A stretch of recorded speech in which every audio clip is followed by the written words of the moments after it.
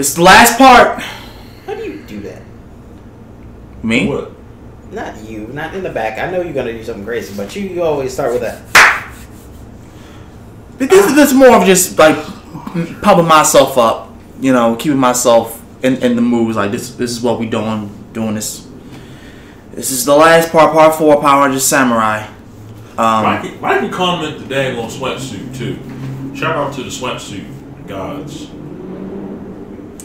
Oh yeah, that's another thing. This is like the Green Ranger sweatsuit that I had got a few months ago. Also got the legs and shit. Match everything.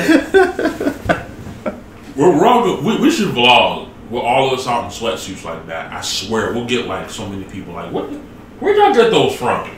We'll just look at them online. But online, what you mean? You could look it up. You can look at them and do random poses like such. Oh fuck my knee. Let's begin this. You gotta stop hurting yourself, man. Like, I know. Just shut up. God damn it. And thus the secret is revealed. Lauren is the true head of the Sheba clan. She was kept a secret in order to devote her life to learning the sealing power without fear of being attacked. Jaden got to play decoy, with everyone assuming he was the true Red Ranger. Jaden had to do one of the hardest things in the whole world. Hide it from his best friends. Yeah, about that. Why did he have to hide it from them? See, I understand hiding it from the Nylock, maybe even going so far as to play up the secrecy, especially in light of that spy in Antonia's introduction episode, but really, that was an isolated incident. There was really no pressing reason he had to deceive them. It's not like they were gonna blab about it in the middle of a battle. And here's where things kind of fall apart again. See, everybody on the team accepts this as necessary and is not mad at Jaden for the deception. They're just happy Lauren has mastered the simple power and is ready. The weak link here is Jaden. Now, of course, they can't both be the Red Ranger. We saw what happened the last time there were two of the same Ranger back in Dino Thunder. The morphing grid can't handle two of the exact same power. But see, while she needs to be the Red Ranger in order to defeat Xandred... Lauren, you know we can't be together now. You are now the Red Ranger. You must take your place as their leader. The only way for that to happen is for me to leave. Why? Why do you have to leave? You can still train the others, still act in a support position. Hell, it might be smart for her to start training you. Yeah, see, here's the whole thing with Jaden. You being this loner type hard ass, it's really ticking me off. Yeah. Cause like in the beginning, he was like that unnecessarily. But then again, Shikaji did the same damn thing. Where he was hard on himself and everybody else around him. He didn't want to be close to people. I can understand. Well, maybe it's because of the secret, but that still doesn't. But that doesn't. Yeah, that doesn't make a difference. Doesn't make a difference. Like you don't have to be this uptight person.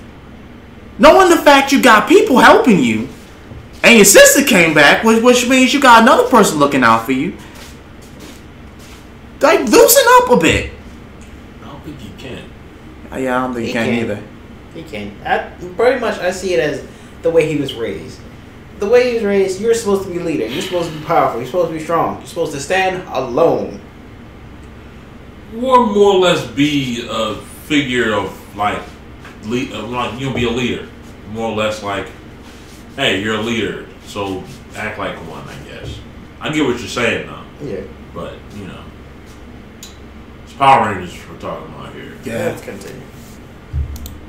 Sealing power too, just in case something happens to her. It's good to have a backup is what I'm saying. They're too loyal to me. If I stay, dangerous mistakes could be made.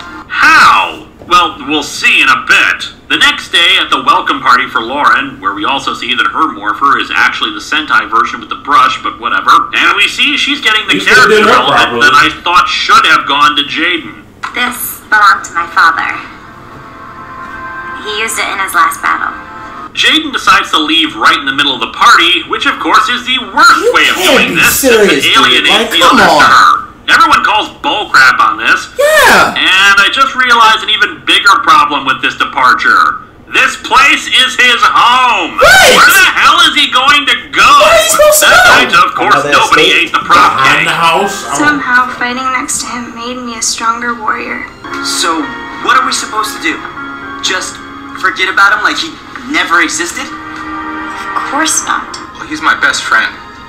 So, I'm going after him. Cut the Homo erogenous shit out.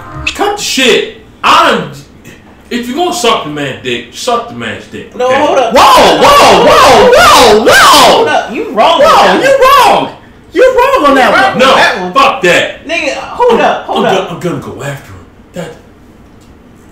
No. Oh, okay, hold up. Your best friend, who is the leader of your team, Uh-huh. decides to leave to give someone else the position because he feels that he is not necessary. Just leaves without any cursing or word from the team. He just dips. Which was a dick move, by the way. Yes. Was. So you are going to, instead of doing what he does, go after his friend, convince him to come back and help in some other way, either if it's on the front line or support like Master G. And get yourself together. Yes. You're going to be the dick and follow the new leader instead of being the best friend and going after him and stop him. You don't need to be a female to do that. You can be a best friend, a male or female. So how about you suck your own dick and shut the fuck up back there? Yo, what the fuck? Oh my god, I can't stand. I can't stand me either. Goddamn. Alright, let's continue. God. I'm only saying it because Sure, of you're a Blue, great baby. swimmer. But it's just not the same without Jaden. You really gotta feel sorry for this poor actress. I mean, she is acting the hell out of her scenes. There isn't much given to the character, but you can read a lot just by her body language and facial expressions. Oh, yeah, she this put a lot woman of deserves emotion. a better friggin' series because she's giving it her all. She is acting like someone who has been training in secret all her life, observing the others while not being able to interact with them, and she's understandably nervous as all hell about everything that's going down. I thought of Then you your often little brother over goes the and years. fucks it all up. And she really shows that she loves her brother too. Like me, you must have felt very alone. I hope I can become part of the family now too. And she loves him. Yeah, she loves him. You, me, Wait a second. surrounded by friends.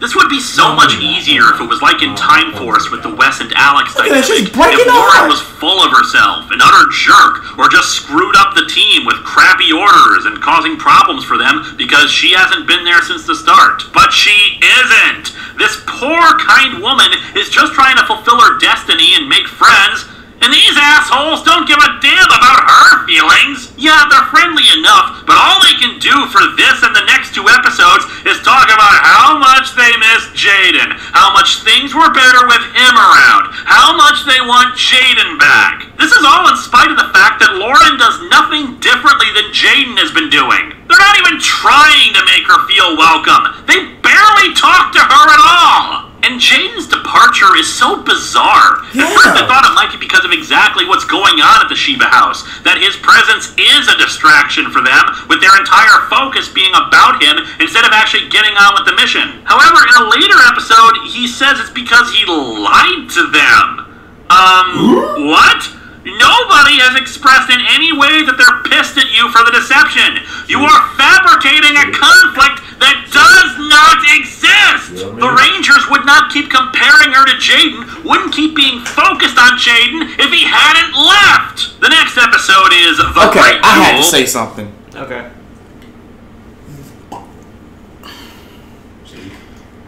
Had that been done the way it was in Time Force, where Wes's counterpart, his descendant, was being a dick to the rest of the team, that would make sense. Yeah. But here, you're not a dick. You didn't lie. You did not lie to your friends. You just didn't tell them one part of your history. And it wasn't even a major part. I mean, it's just, I'm not the actual Shiva leader. Yeah. That's not even a big deal. You didn't do anything wrong. You're technically still a Shiva. And if anything, your team did wrong because they treated your sister like she was just trash. Pretty much. Yeah. Walked away while she was training her. Come on, man. They technically didn't walk away. They went to talk to Mentor. Then they came back and watched. What talking behind her back? Pretty much. Even though she could hear every word they said. Yeah, like that. You don't think that shit hurts? Well, at least she's fit somewhere. All she did was just show up to help her brother and the others. That's all she did. And she had high hopes that they were all gonna be together. That was her hope. The family and friends. Jesus fucking Christ. I should probably do research on And as you can imagine, with a title like that, it's about the final fight with Decker. By the by, despite his insistence that he isn't the Red Ranger, he's still carrying around his spin sword. And his morpher.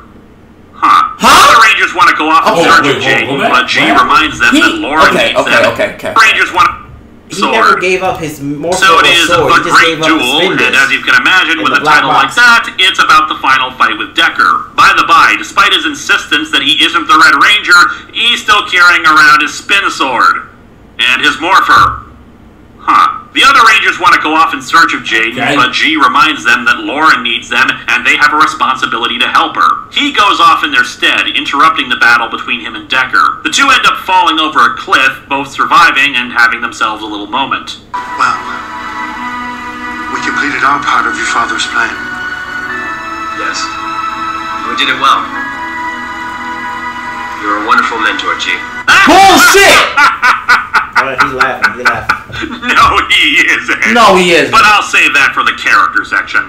G talks about how proud he is of him and how he is the Red Ranger, but Jaden says he needs to finish off Decker once and for all. And then G walks off, having accomplished nothing. And the Great Duel turns out not to be the Great Duel, since it continues into the next episode, Evil Reborn. Also, Decker has a horse now for some reason. The other Rangers, yet again, want to go and stop the fight with Decker, although Kevin stays behind with Lauren. I hate to split up the team, but this way Lauren can continue mastering the sealing power while you help Jaden.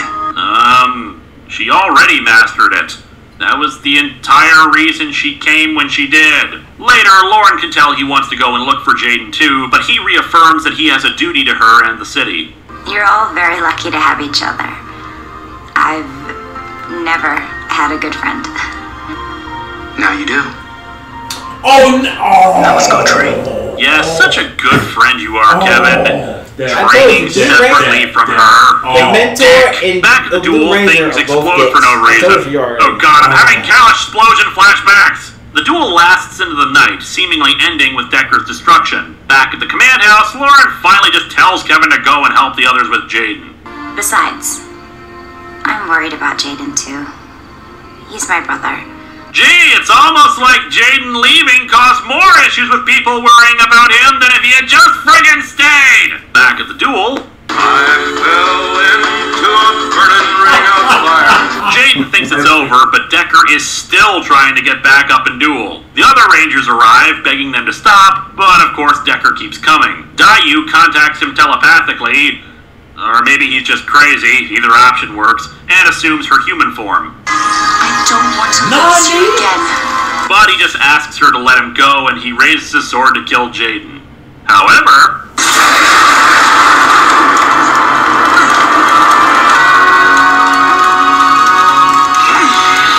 you know, much as I disliked the whole Decker arc just because of how completely pointless it felt, this was a twist I did not see coming.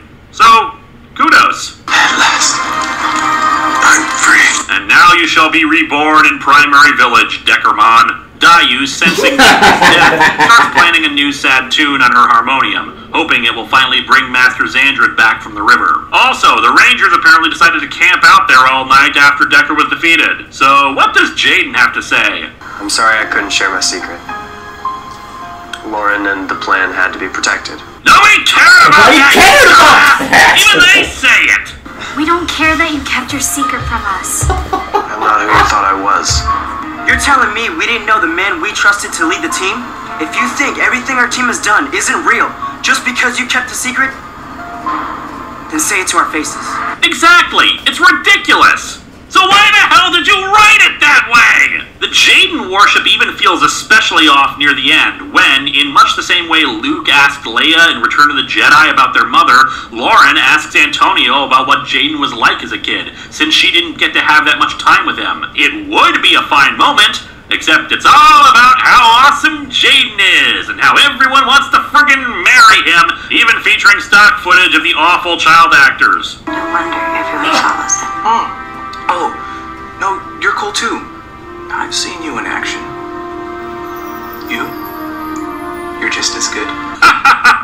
Up yoursico! So yeah, Jaden rejoins the team, showing how he can be a part of it even if he isn't morphed, slicing up Moogers. Dayu starts playing her new tune, which sounds very much like her old tune. Decker is gone. I've been deluding myself for centuries thinking we could ever be reunited. If I can't be happy, why should anyone else be? You're a Final Fantasy villain, aren't you, Dayu? Nope. Maya runs into... Nope. Not gonna get mad. Not gonna get mad and explain woman logic. We're just gonna continue. We're Dayu on the not coast and slices her and the harmonium. Why are you laughing? Its destruction will unleash a cloud of pure and magnificent misery, and Master Xandred will rise again. I always knew acoustic guitars would be our undoing. The release of misery goes straight into the Sanzu River and awakens Master Xandred, bringing him to Earth. And thus we head into our penultimate episode, the Sealing Symbol. Once again, I think you can infer what this episode is about. Yes, Mia's cooking. Dayu, dying, admits that her heart remained human even while a Nylok, which Master Xandred believes could be of use to him. Go, be with Decker if you like. He finishes her off, seeming to absorb part of her into him. Lauren arrives and explains that she needs the others to distract Master Xandred while she writes the sealing symbol, since it takes time to write. And the Rangers serve as a great distraction, as they get smacked like flies the whole way through. Lauren starts writing out the seal, and it is visibly impressive compared to the other symbol power we've seen, so kudos there. Everything I've ever done has been for this one moment. I must succeed. This is for you, Father. Jaden also comes in to help, just as Lauren launches the sealing symbol at Master Xandred.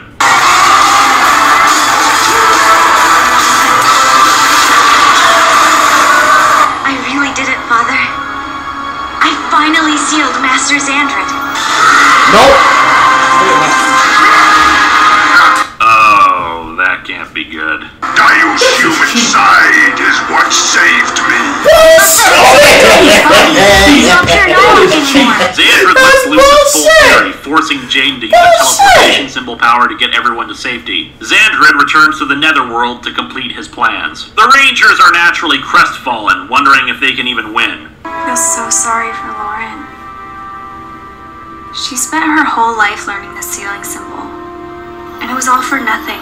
Yeah, it's a pity you guys aren't going to comfort her or anything. God, you suck! Lauren and Jaden watch the stars, also realizing how screwed they are. Yeah. I let everybody down, Jaden. You, To me, the Rangers, globe.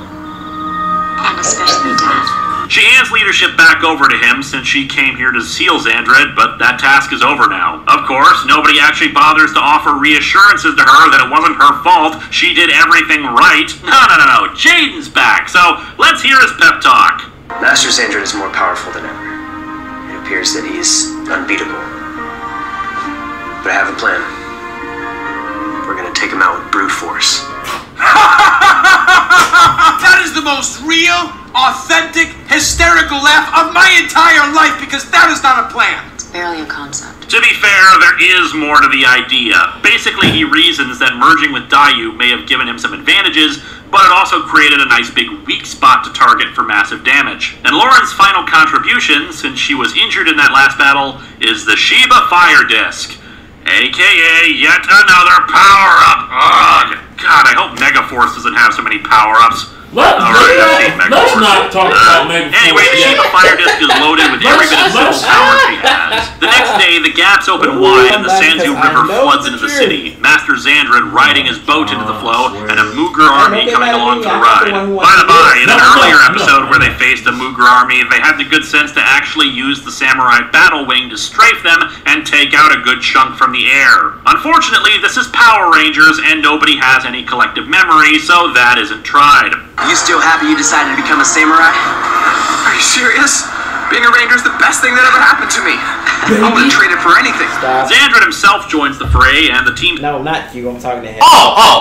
Sorry. storms I was the attacking army, you to the other stop. Rangers holding off the Moogers until Jaden can strike the weak spot. And it doesn't work. The Sheba fire disc shatters and the Rangers are blasted back. When the Rangers refuse to beg for mercy, Xandred declares that he'll go after Lauren to make them beg, and thus bringing us to our finale, Samurai Forever. After a full 2 minutes of recapping the previous episode, and another minute for the theme song, the Rangers force themselves up to go in pursuit of Xandred. What we do today will be remembered forever. Back at the command house, Lauren is working on a new fire disc, though it takes everything out of her. Yay! So the first fire disc was pointless. One thing I'll definitely credit this finale here, pretty much the entire episode is one big fight scene, but I appreciate that we've got this Battle of the Rangers doing this unmorphed. Samurai in general did a lot better with the unmorphed fights than many Disney seasons. It wasn't frequent, but seeing them train a lot certainly helped too. Anyway, G arrives to give them the new fire disc. And after that, teach me something new. Yeah. What's that? To ride your motorcycle. Now that scares me more than any Nighthawk. He also gives Jaden one other disc, one that belonged to his father and can seemingly double his power. And so, more sword fighting, the Rangers more, fight Xandred more, fight, double disc used, and Jaden once again goes for the soft spot. Sheba fire disc used by Kevin to strike it, then Jaden assumes Shogun mode outside of the Megazord, basically using it like a battleizer and just repeatedly... That suit is fire. It is. Yeah. Holy shit, that is fire. Now the sad thing is, it's only used once. No, it's only used outside of the Megazord. In the Megazord, it was only mainly used for the Megazord. Every Ranger had a form for it too. which means it was only used once outside of the Megazords. Like a battleizer. Fuck. That would have been nice if we could see, if we could have saw that the whole way through. Shogun powers. Cause that looks tight. Yeah, and it boosts the power of the Megazord. This is that it works and Xandred explodes. The problem is that Xandred is a Nihilok, which means that when he dies the first time, he goes big. The Rangers summon the Gigazord, but he blasts them away. Kevin is ready to use some symbol power to buy them some time, but Jaden stops him. We have to demorph and combine every last ounce of our symbol power into one grand strike. What? We can only beat him as a team. What if we miss? We have to get so close that we can't miss. And since everything is riding on this one attack, they have to keep charging even if all they have left is one Zord. Which quickly starts happening. Each shot from Xandred blasts away more Zords until they get in close. I just want to say that no Red Ranger has ever led a better team of samurai. I'm honored to have fought beside you. And to call you my friends. And at point-blank range, they unleash all of their symbol power into one final strike that cuts him down. Xandred, being a dick, tries to take them with him. Octaru, the only survivor, is sent back to the Netherworld along with all the Sanzu River water. The Rangers, of course, survive and reunite with G. Samurai Rangers! Victory is ours! Now let's say goodbye to our heroes, shall we? Well, we had quite a time, didn't we, Spike? Yeah. Skull arrives in a limousine to pick up Spike. I remember this part. You look great! You haven't changed a bit. Neither have you, Skullovich. Back at the command house, Lauren is leaving. For some reason, I'm guessing to get her stuff so she can move back into her own damn house. Don't you want to say goodbye to the others? I'm not very good at goodbyes or hellos sometimes. Besides, they just find some way of talking about how fantabulous Jaden is. Yeah. The other Rangers are heading out too. I have scored the golden ticket. An around the world fishing expedition. I'm going to the Culinary Academy. Thank you. No comments, please. Well, I just caught up with my coach the other day, and I just barely have enough time to train for the Olympic qualifying tournament. I'm just excited I get to go home and take care of my sister. There's no other place I'd rather be than home with family. Kinda thought I'd go with Emily. Yeah, it's really been great seeing your relationship develop. God damn it, no! God damn it. You know what? That's fine. They can have each other. Because he was a dick to her, and she was a ditz. Yeah, she was a ditz. Goldie Boy should just take the Red Ranger too, just saying. Okay, you need to chill out with your homoeroticness, alright? Yeah, I know. Shit is over. Series, like how you two,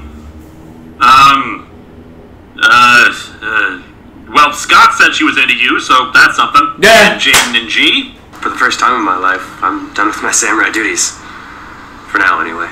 Shiba House must always be ready for the next Nalok attack, even if it never comes. I got you a little victory gift. Jaden and G can play the guitar? What?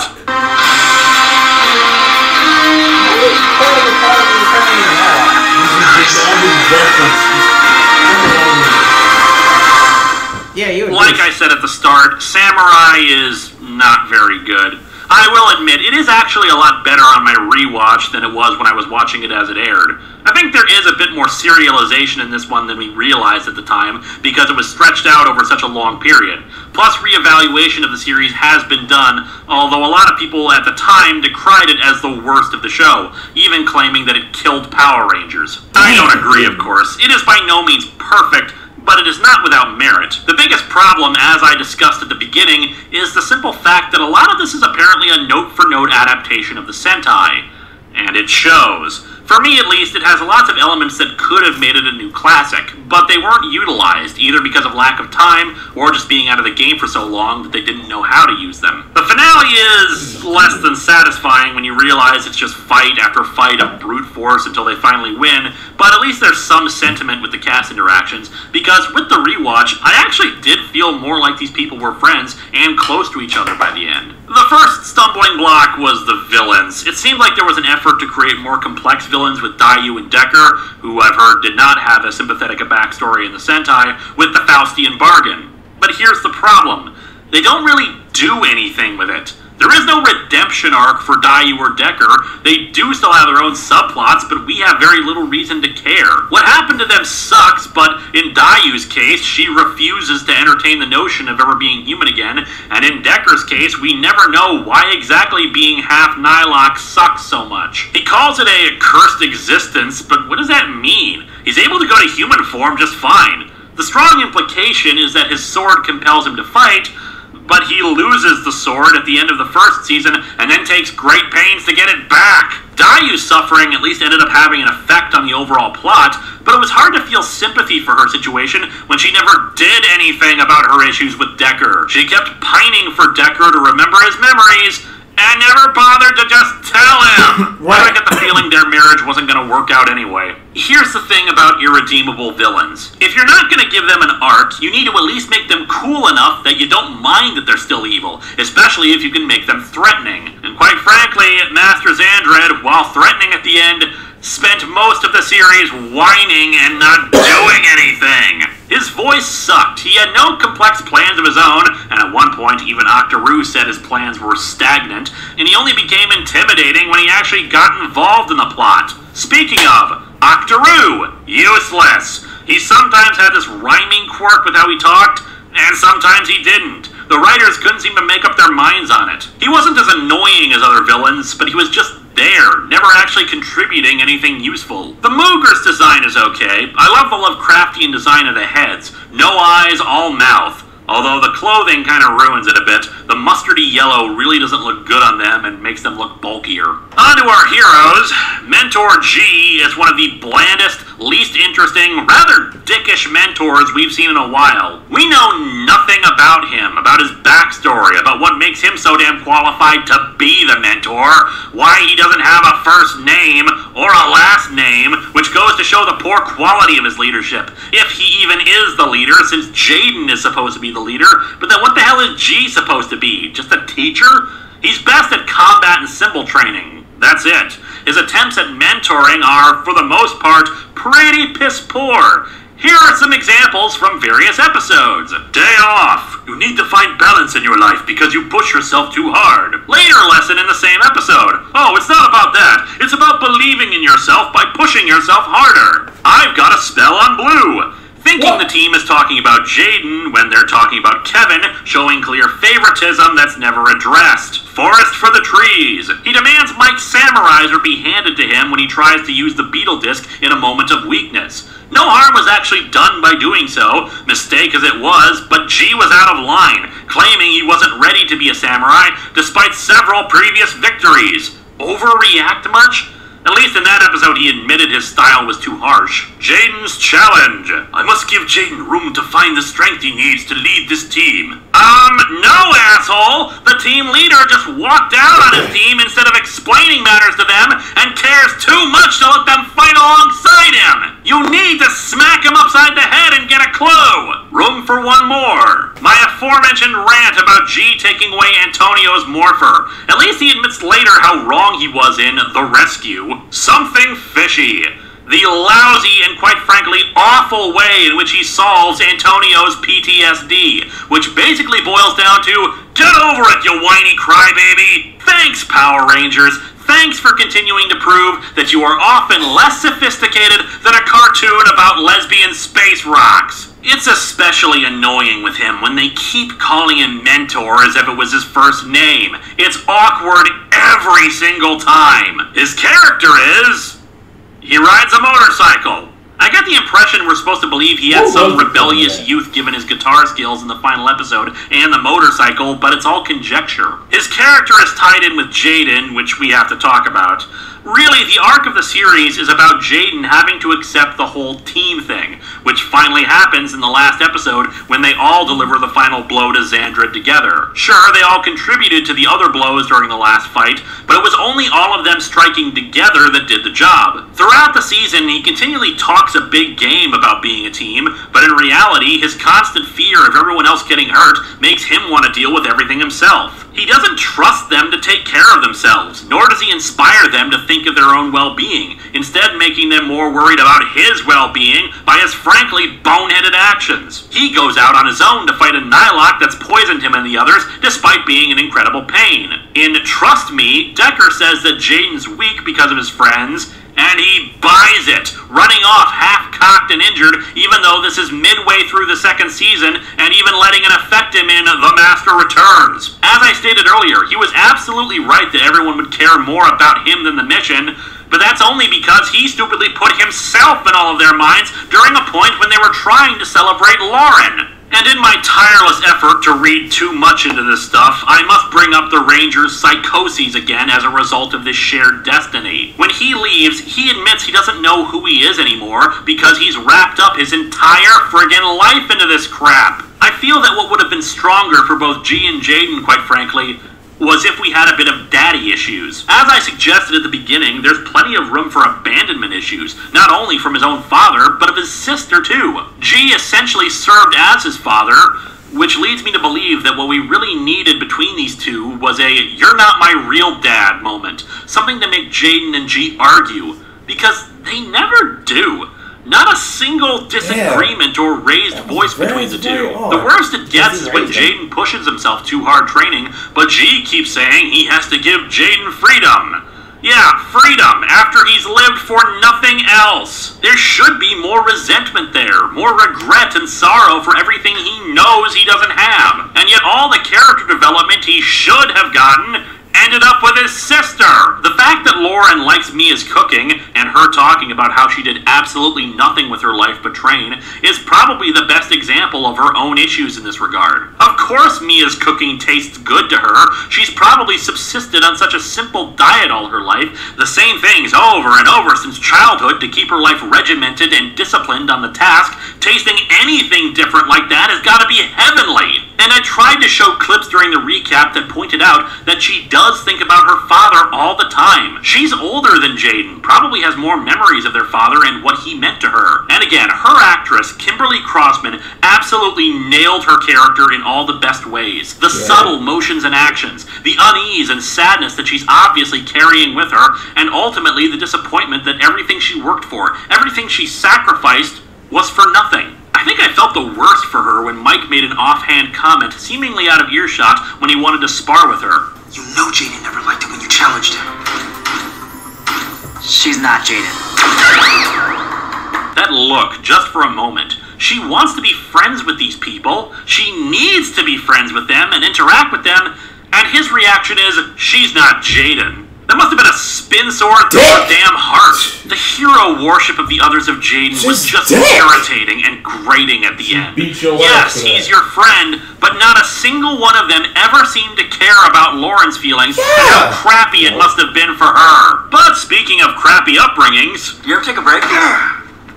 Every second that you're not training is a second wasted. I really have to wonder how messed up Kevin's childhood must have been to have that attitude. He had to give up his Olympic dreams to be part of the samurai, abandon his entire life and everything he wanted it to be. He, of all people, should have understood how much this sucks, but it doesn't help that there was obviously a bit of elitism that went into his upbringing too. While the training aspect of Antonio was brought up, Kevin was the one to bring up the lack of familial connection. And even after Antonio had proven himself, he was judgmental of Antonio's skills and talents with digital symbol power. Impressive, but this is the work of a computer nerd, not a samurai. I mean, he's technically correct, but why the hell is there only one method that's okay for fighting evil? He gets over it by the end of the episode, even saying so in a later episode. But that's because he actually did grow as a character thanks to how much he interacted with the others. In fact, earlier on, he lashed out a lot at the others who didn't meet his rigorous standards, probably similar ones placed on him by his dad and possibly his coach. His episodes are about his needlessly strict discipline and commitment, even though we keep seeing others are able to balance this stuff pretty well. In a sticky situation, he claims to have let the team down when he and Mike get stuck together. Any minor failure in his mind is blown up to extreme proportions. Kevin's acting is pretty bad. He always speaks as if he's trying to half-whisper whatever he says, and he's got a constant look of confusion on his face. The actor's trying, I can tell, but the poor writing and the lack of direction given to him is what's really hurting his performance. Mia is probably the least developed of the team, and I hate to say it, but I fear she suffered the worst in terms of character if this really was more translation instead of adaptation, since her character really seemed to be about conforming to gender norms. I'd also want to have a normal life. You know, find my Prince Charming someday. Hell, her opening scenes have her playing with children in a daycare, implying her to be all about being a mother. Yeah. Although I could just be reading into that too much. No, and no, her running that's the theme was truth. all about being a cook. Her Most goal early likely, on, however, women like as that, showed they just above, want family. is about getting married. Mike, every girl wants to wear a wedding gown. Maybe Mia more than others. Way to be progressive, Power Rangers. Now, to be fair, these are not wrong in and of themselves. It's okay to like cooking. It's okay to want to get married and have kids and be swept away romantically. The problem is that so much of American culture is already geared towards pushing girls in that direction, and when you have an action-adventure show with women in a prominent role, maybe we should be seeing the guys doing more cooking if they hate her so much. Maybe some of the guys should talk about how they'd love to get married to someone too. Maybe have her express interest in things that are not domestically inclined, which she does once when we learn as a kid she wanted to be part of her brother's band, but this is never referenced again before or afterwards. Although the cooking thing might be more an example of her trying to break away from the samurai lifestyle and have her own thing, even if she can't do it. Unrelated, it's also thanks to Mia when we see her driver's license in an episode that reveals that their city is called Panorama City, because it is never said on screen. Her parents show that they hoist expectations on their children by saying her brother, Terry, should go to med school instead of pursuing his aspirations of forming a band. But then Mia's a dick to him about it, saying he should be focused on his med school stuff, care more about large-scale responsibilities and devotion to others. Mike develops the most as a fighter, plus is the only one willing to challenge the others on their lifestyles. I get the impression his family was less pushy when it came to having him devote his time to their responsibilities, or at the very least, he was more willing to question and rebel against it than the others, as we see anytime he questions G or Kevin on the lifestyle or anything he disagrees with. However, he's definitely one of the most noble of the group. He was the first one to volunteer to become a Nylok if it meant saving Emily. I'll do it. Emily's the best of us. She has the sweetest, most caring spirit, and I won't let that Nylok keep it. Speaking of, that fourth relationship in the ending. Yeah, he expresses concern for her and trading places, but that just came across like genuine concern for a friend and comrade. Aside from the final episodes and the setup in Clash of the Red Rangers, you would never assume they were going to end up together. They didn't seem any more or less friendly than anyone else. And that brings us to Emily and, frankly, the wasted opportunities there. Her older sister Serena was supposed to be the one to become the samurai, but she fell ill and couldn't answer the call. She's the least confident of the team, although she does develop over the course of the series to the point where she's able to talk down Bulk and Spike. Basically, during an episode when Bulk and Spike find the command house and Emily is there, she transforms into a drill sergeant Mako Mori and makes the two do exercise until they leave, being authoritarian and strong around them, which she never would have done back when she started. Plus, it's one of the few times Bulk and Spike are actually clearly on screen with one of the Rangers. Most of the times, it could very well be a stunt double either way. But more interesting with her character is in Team Spirit, where she kept apologizing for being a burden on them, for them trying to cover for her and take care of her when her spirit is stolen. And yet still earlier, in Sticks and Stones, she admitted that the monster's insults didn't affect her like the others, because she said the same things about herself. It did actually make me wonder if she suffered from depression, although that's probably more complicated than Power Rangers would ever deal with. It was a subtle arc, which I think was a problem with a lot of the series. Character change was subtle over time, but didn't take advantage of overt character story opportunities. Yeah. So here's an idea.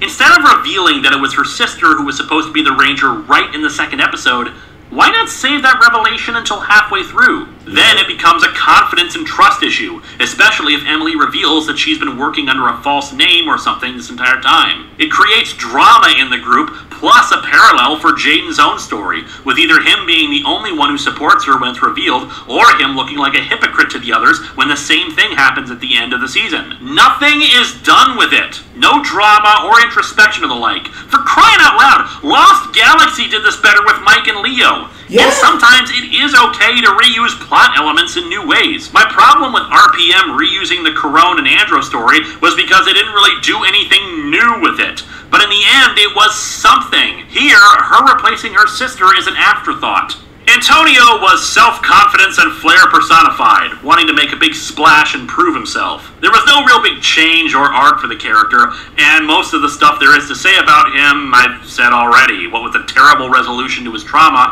or what an asshole some of his teammates were to him for no good reason. Which brings us, of course, to the true heroes of the franchise. Thanks for taking me in, Uncle Bulk.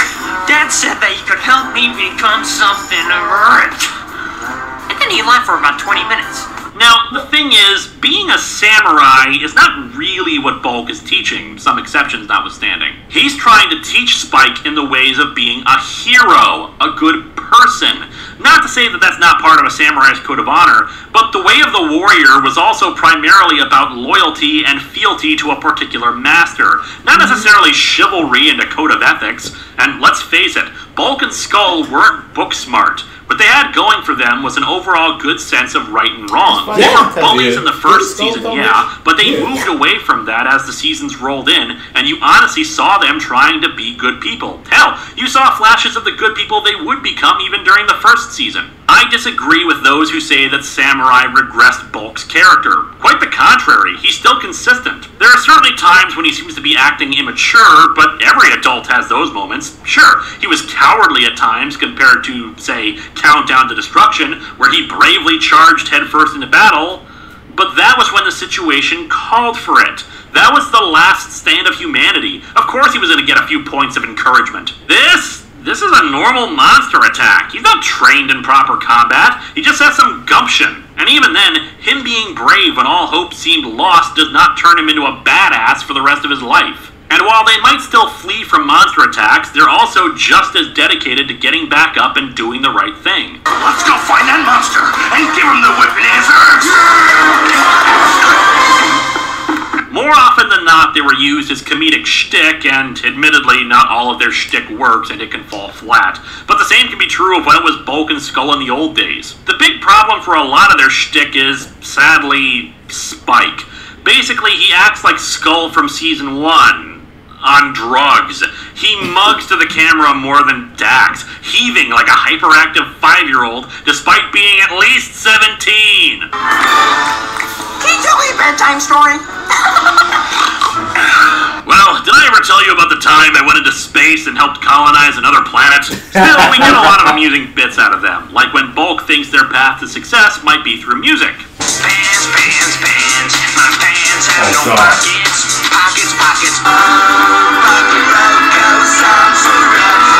Not surprising things would go this way. After all, we saw Bulk and Skull's musical talents before.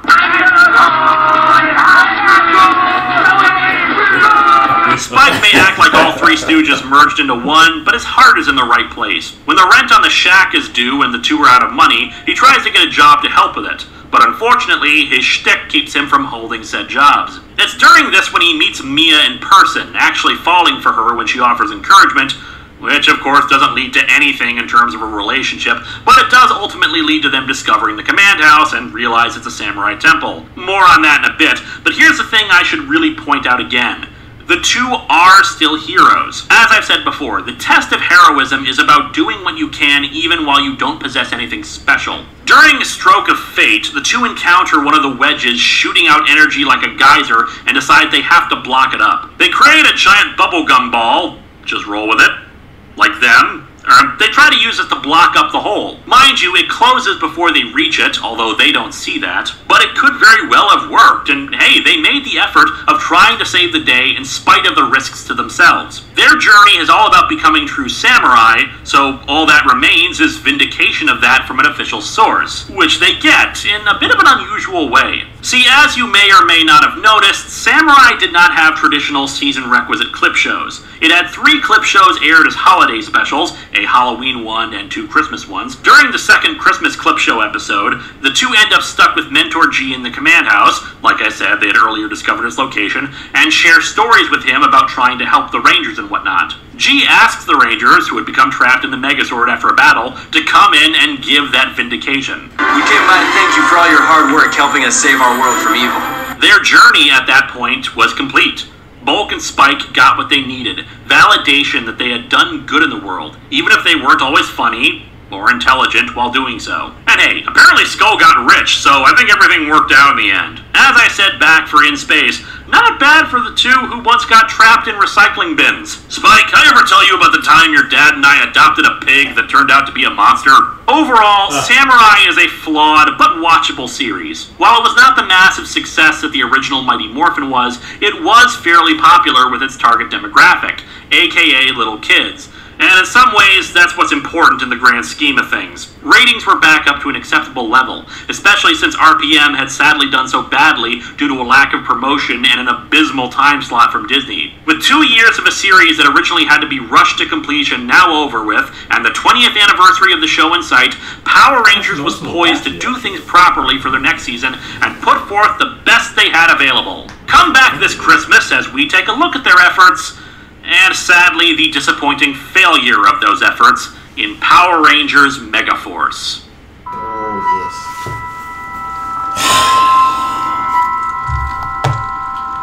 Oh, boy.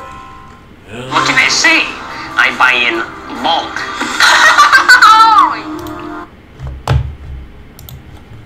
Oh, boy. Megaforce. Oh, let's save that for later. Well, we did it. We did it. That was Samurai, and from beginning to end, the team was just a bunch of dicks. They were dicks to themselves. They were dicks to each other. Jonathan just sneezed. Yeah, that's how bad it was. My allergies act up. Mentor G sucked. I have no comment. All around the show was bad, but it has its good points. Yeah, Bulk and Skull. Spike. And Spike. Spike. Then Spike. Spike. I said. Spike. Be quiet. Yeah, I know. Yeah, that was the only thing that I enjoyed. It was just good to see him. Yeah, it was good to see him at the end. Overall, this Sentai series, well, I said Sentai series, Jesus. Power Ranger series. Power Ranger series. It's a 5 out of 10. I'd give it a 3. Keep the line going to say 4. Why not? Well, it was probably my favorite. Well, now saying that, you already know what's going to come next. Yep. Prepare to suffer, my friends. Prepare to suffer. And I know y'all going to enjoy it too. Y'all going to enjoy us screaming, shouting, him probably walking out No, I'm gonna stomach it. I'm gonna stomach it. Me laughing my ass off. I know what's gonna happen. I probably won't have a headache upon a headache. I gotta bring aspirin when we do this. Oh, most definitely. Aspirin, water, and we should have food when we do this. Oh yeah, by the way, Power Rangers Mega Force is sponsored you. We're not doing Mega Force. We're not doing Mega Force yet. We're gonna have to do that next time. For right now, like, comment, subscribe, because we ain't doing shit anyway. This is Kamen Rider Brothers, signing off. Peace. Peace.